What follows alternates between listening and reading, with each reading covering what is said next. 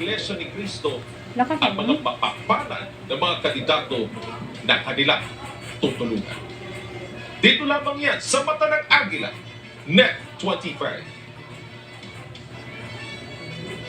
Ang pinakamapalad na tutulungan ng Iglesia sa pagkapangulo ay si Ferdinand Bongbong Marcos Jr. Sa pangalawang Pangulo, Sara Duterte Carpio.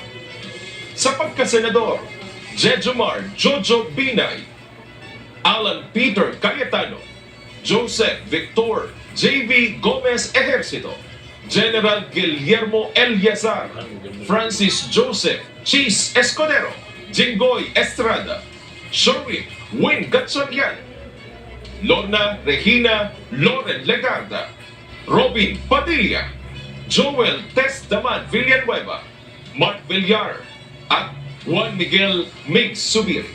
Para sa Mata ng Agila, matatag, matapag, matapat.